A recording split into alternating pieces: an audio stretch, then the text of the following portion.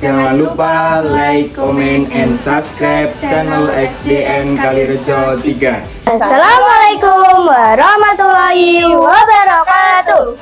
Selamat datang di Explores, eksplorasi dunia pendidikan. Berjumpa lagi dengan saya Eka Prestianingsih dan Puji Zanuari Astuti dalam Expose episode yang kedua. Nah Eka, setiap orang pasti punya sosok yang menginspirasi. Kalau kamu sendiri, seperti apa sih orang yang menginspirasi kamu itu? orang yang berprestasi pastinya dan mempunyai keinginan untuk terus belajar seperti narasumber kali ini. Bestiku semua, penasaran gak sih sama narasumber kali ini? Yuk kita perkenalan dulu. Hai, selamat datang di Expose. Ini kita kedatangan dua narasumber yang hebat sekali. Bisa berkenalan dulu dari yang paling cantik. Hai, perkenalkan nama saya Zaskia Kansa Maulidina, biasa dipanggil Zaskia. Baik, perkenalkan terlebih dahulu. Perkenalkan nama saya Muhammad Yusril Maesa, bisa dipanggil Yusril.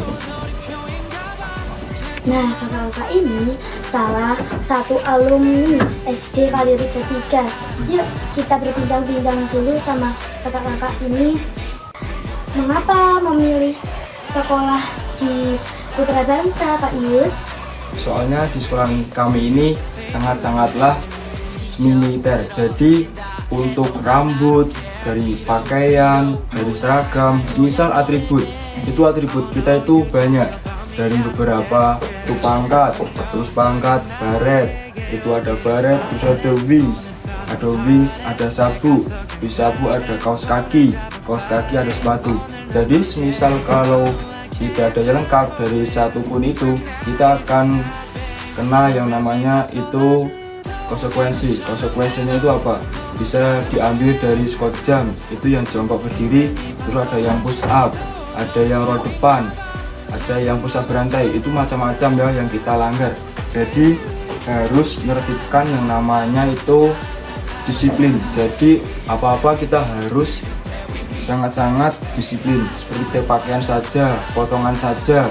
Kalau yang cewek tidak pakai kerudung itu potongannya ini ya, tidak panjang. Terus kalau yang berkerudung itu jilbabnya dimasukkan. Jadi sangat-sangat ya oke lah ya. Ya disiplin gitu. Ya oke. Nah kalau buat Mbak Saski gimana nih? Jadi di SMA Negeri 1 Badongan itu banyak memiliki pilihan ekstrakurikulernya, lingkungannya itu religius, dan guru-guru dan siswa-siswanya juga ramah sekali, jadi saya merasa nyaman bersekolah di sana. Organisasi apa yang diikuti kakak-kakak ini? Oke, mulai dari Kak Yusuf. Oke. Baik, dari organisasi yang saya ikuti, itu kan di sekolahan ada beberapa organisasi. Yang pertama itu ada organisasi OSIS, organisasi PASUS, organisasi NPK, dan organisasi Pramuka. Nah, saya mengambil itu dua organisasi sekaligus. Yang pertama itu organisasi OSIS, yang kedua organisasi Pramuka. Jadi saya mengambil dua organisasi sekaligus, dan tentu saja itu bukanlah sangat-sangat enak ya, tentu saja sangat berat. Kenapa? Saya harus bisa membagi waktu dengan antara saya itu belajar di sekolahan, terus membagi waktu untuk bisa mengampu di organisasi OSIS dan di organisasi Pramuka. Misal itu seminggu itu kan Jumat ada ekstra pramuka. Nah pasti yang mengampu juga itu adalah dari anak-anak pramuka. Terus setiap harinya itu organisasi itu berjalan. Kalau dari organisasi kami itu banyak yang harus dikerjakan.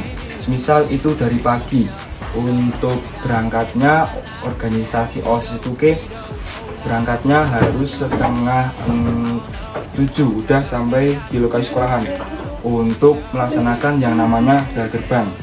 Jaga gerbang itu untuk menyaring anak-anak atribut.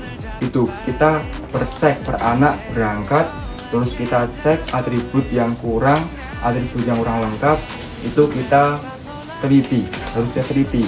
Itu bisa apa yang kurang kita harus tanyakan, kita harus kasih konsekuensi ketika tidak membawa atau tidak dipakai. Nah itu ada konsekuensinya. Dan tentu saja kita bukan cuma mengasih konsekuensi, terus kita juga mencatat anak yang kurang atributnya tersebut. Nah, setelah itu selesai, pukul 7 itu selesai, itu anak udah harus standby di lapangan untuk melaksanakan apel. Nah, itu kita harus menyiapkan sound juga untuk yang namanya pemisahan apel dan untuk pembacaan Asmaul Husna. Nah, setelah itu selesai, ada yang menyiapkan.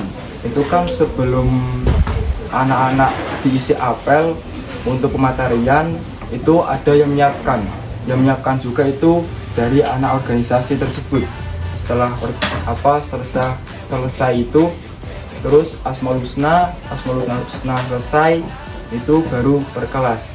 Nah, bisa dilanjut organisasi itu ada kegiatan lain seperti kelas meeting yang membuat itu anak organisasi.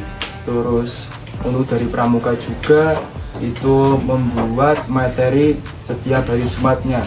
Nah, jadi saya benar-benar harus bisa membagi waktu. Tapi ya alhamdulillah juga dari sekian banyaknya organisasi itu saya milih 2, saya dapat pengalaman yang banyak.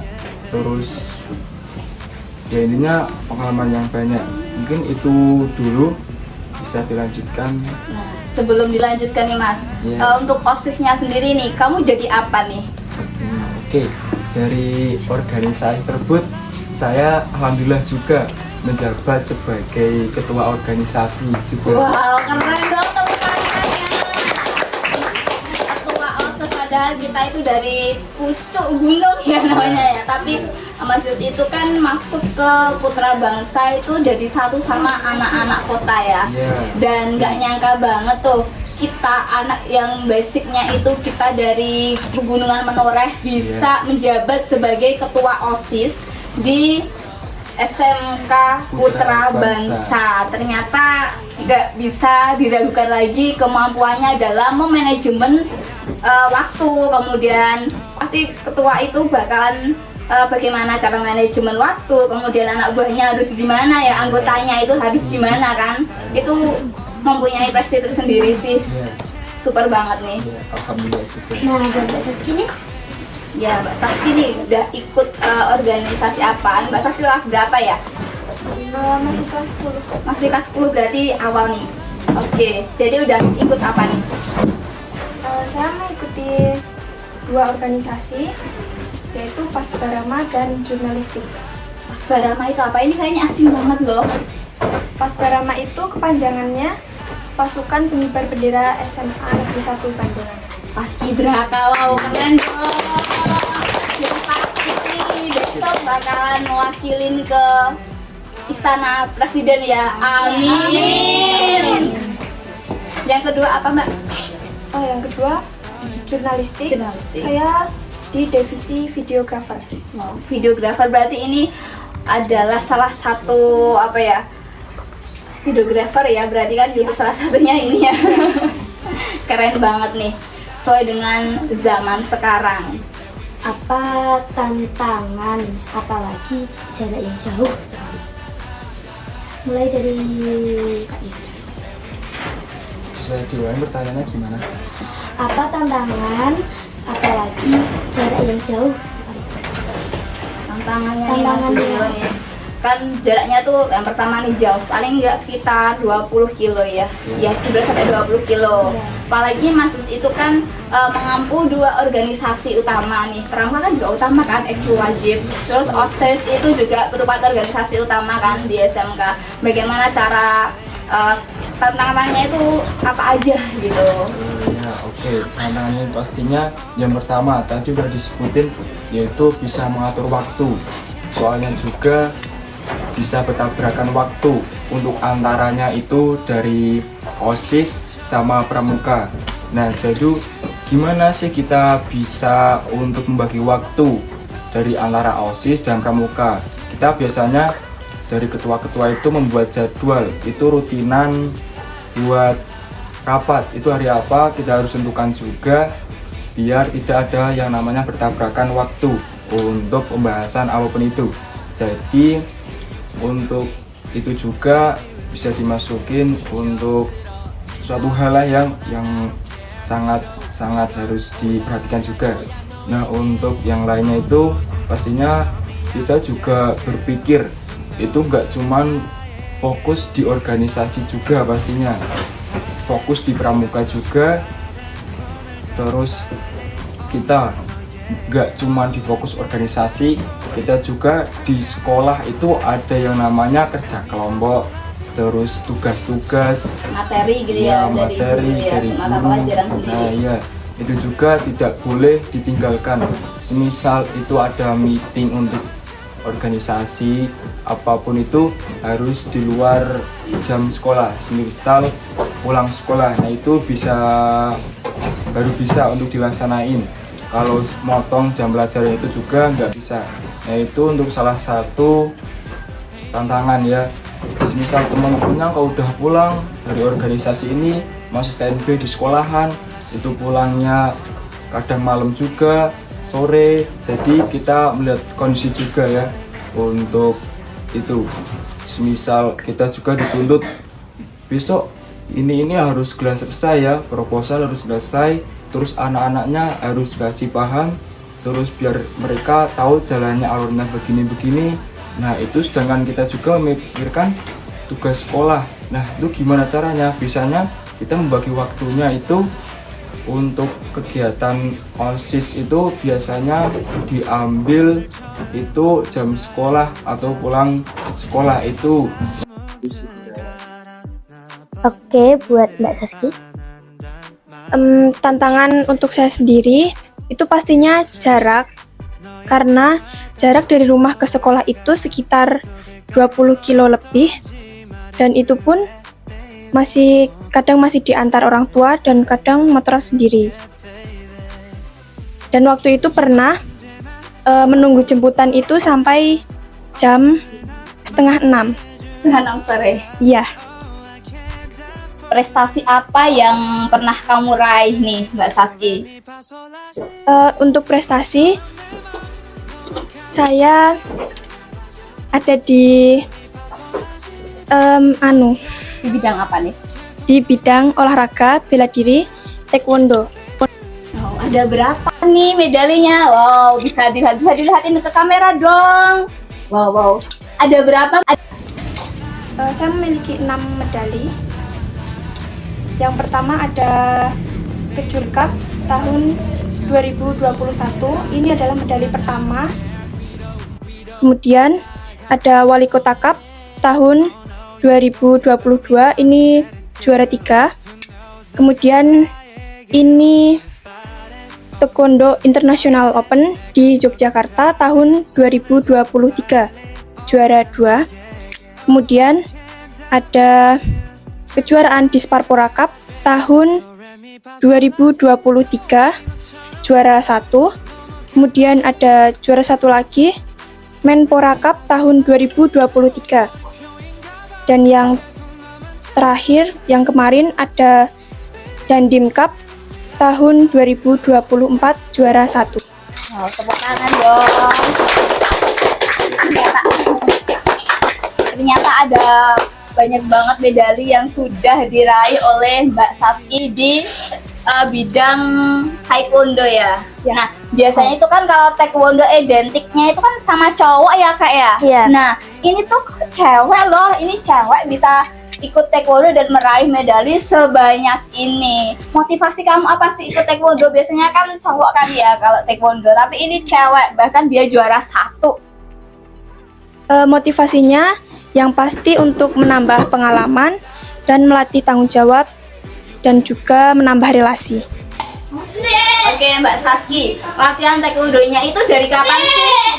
Saya mulai ikut taekwondo dari kelas SD sebelum COVID. Wow, kelas 4 sekarang udah kelas? Udah kelas 10, berarti udah 6 tahun dan udah meraih 8 medali. Keren banget. Luar biasa. Sekarang untuk Mas Yusril sendiri nih, prestasinya udah diraih, di keorganisasiannya apa aja? Bisa di-share ke kita nih pengalamannya. Oke, dari meraih prestasi ya, itu meraih prestasi di organisasi pramuka. Yang seperti kemarin itu kita ada lomba yang namanya Salbin, itu Salman Binangun. Nah itu kita alhamdulillah mendapatkan 3 piala yang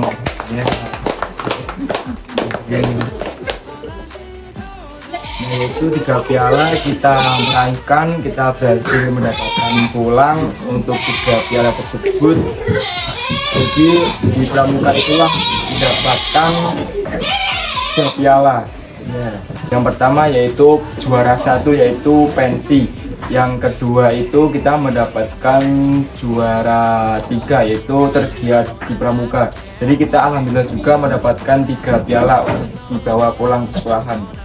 Tepuk tangan untuk Mas Yusril, sudah bisa nyabet 3 piala sekaligus dalam satu kegiatan. Nah Mas Yusril, kalau untuk latihannya sendiri gimana sih? Kita penasaran banget loh. Untuk latihannya sendiri pastinya sangat-sangat luar biasa ya. Dari kita latihannya juga itu sangat terus menerus, itu tanpa jeda. Kurang lebihnya itu kita berlatih itu 2 minggu itu berturut-turut. Kan di SMK itu kan ada Sabtu Minggu itu buat libur. Nah buat liburnya itu kita malah untuk buat latihan untuk mempersiapkan lomba tersebut. Jadi kita memang benar-benar sangat-sangat di full time kan untuk berbelajar di kegiatan pramuka tersebut. Untuk belajarnya juga itu dari jam 9 itu sampai sore, kalau nggak sampai sore itu sampai malam. Jadi kita belajarnya memang sangat luar biasa juga. Untuk fisiknya, mentalnya, untuk pembagian waktu yang lainnya, kita harus juga bisa membagi waktu tersebut. Nah, apakah itu kamu belajarnya mandiri atau dengan pembinanya? Untuk belajarnya kita sendiri itu sendiri ya, kita dilepaskan dari pembina untuk melihat aktifnya kita itu di dalam belajar itu bagaimana ya.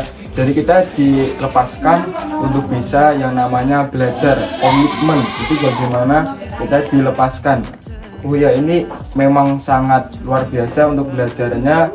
Itu tanpa pembina, kita belajar sendiri, bukannya kita itu dilepaskan dari pembina terus kita malah enak-enakan nggak belajar, itu enggak, kita malah akan lebih bersemangat. Karena apa? Kita punya tujuan, yaitu kita alhamdulillah juga mendapatkan 3 piala tersebut. Karena kita juga memang benar-benar di latihannya memang super oke lah ya. Kalau jelasin juga bisa sampai sore nggak selesai. Seharian nih nantinya. Iya. Nah Mas, dari tadi tuh saya salfok ya, saya salfok sama tali-tali yang melekat di dadanya itu tuh sebenarnya tali apa sih? Ya, ini namanya tali komando atau disebut juga dengan tali kur. Ini menandakan kalau kita itu punya jabatan. Jadi di antara pembeda ya untuk murid biasa dan murid yang punya keorganisasian. Misal ini kan yang namanya tali kur atau tali komando. Ini menjabatkan namanya ketua organisasi. Itu ada kuning, merah, sama kuning lagi. Itu menandakan itu menjabat sebagai ketua organisasi. Ya. Dan juga ini ada badge Nastupa, itu kita juga mendapatkan dari organisasi. Kalau kita tidak ikut organisasi OSIS, kita tidak akan mendapatkannya. Ya, tepuk tangan dong. Apa pesan buat adik-adik nih, kakak-kakak mulai dari Pesan dari saya, pastinya tetap semangat dan jangan mudah menyerah. Dan jika mimpimu terlihat tidak bisa dicapai, jangan ubah mimpimu, tapi ubahlah cara mengejarnya. Quote of the day nih dari Mbak Saski. Selanjutnya dari Mas Yusril. Oke, baik. Untuk pesan-pesan dari saya untuk adik-adik semuanya, yaitu kalian itu harus tetap yang namanya konsisten. Konsisten itu apa? Seperti kita rutin untuk belajar, untuk meraih ilmu, untuk yang lainnya. Itu hal yang baik-baik kita harus kembangkan. Karena apa?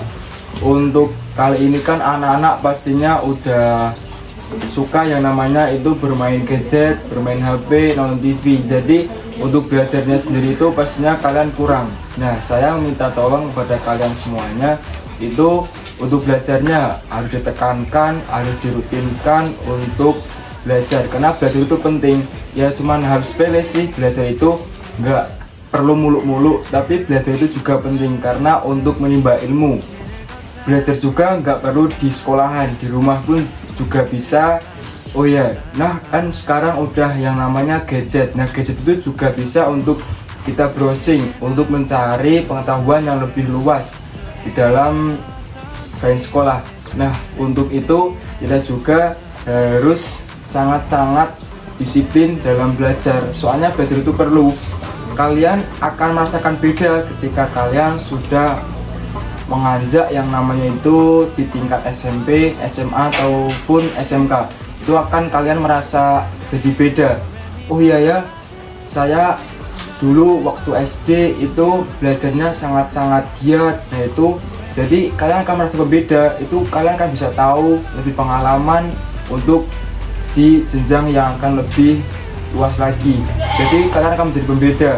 Yang temannya kalau itu nggak belajar, kalian belajar sendiri, nah itu akan menjadi sangat berbeda. Kalian akan lebih tahu, kalian berpengalaman, kalian akan lebih cerdas, akan lebih gercep dari hal apapun itu. Nah, itu dia pesan-pesan dari dua narasumber kita hari ini. Satu poin yang dapat kita ambil yaitu bagaimana cara kita membangun personal branding. Benar nggak, Mas? Yes. Nah, ibaratnya kita ini adalah sebuah botol. Kalau botol ini diisi dengan air putih, kalian bisa minum? Bisa. Kalau diisi pakai jus, bisa diminum? Bisa. Harganya lebih mahal nggak dari yang aqua tadi? Lebih mahal. Tapi kalau kamu isi pakai air comberan, kira-kira ada yang mau minum nggak nih? Enggak. Ada yang mau beli? Enggak. Bahkan biasanya dibuang di tempat sampah. Nah, ini ibaratnya kamu. Jadi personal branding itu apa yang pengen kamu tonjolkan dari diri kamu. Kamu pengen dikenal sama orang itu anak yang seperti apa? Apakah anak yang berprestasi, anak yang solih, ataukah kamu pengen jadi anak yang dianggapnya buruk nih? Jadi personal branding itu kalau kamu masukkan diri kamu pakai ilmu-ilmu yang bermanfaat, kemudian adab-adab yang bagus, maka kamu akan terlihat lebih mahal. Kamu jadi pembeda dari orang lain. Kamu menjadi anak yang terpilih. Jadi tolong pesannya ya, untuk membangun personal branding yang bagus. Jangan lupa tinggi daripada ilmu. Adab itu lebih tinggi daripada ilmu. Walaupun kamu berilmu, tapi adab kamu itu nomor satu. Apalagi dengan orang tua. Ketika kamu di rumah, orang tua kamu ya ayah, ibu, dan keluarga. Ketika kamu di sekolah, orang tua kamu adalah bapak, ibu guru. Ketika kamu di tempat mengaji, orang tua kamu adalah Pak Yai ataupun Bu Nyai, guru ngaji kamu. Itu harus dihargai ya. Itu adalah pesan-pesan yang bisa kita ambil dari dua narasumber hebat kali ini. Nah, itu dia podcast kali ini. Sampai jumpa di podcast selanjutnya. Dengarkan podcast upgrade dirimu setiap hari. Saya akhiri wabillahi taufiq wal hidayah. Assalamualaikum warahmatullahi wabarakatuh. Dadah.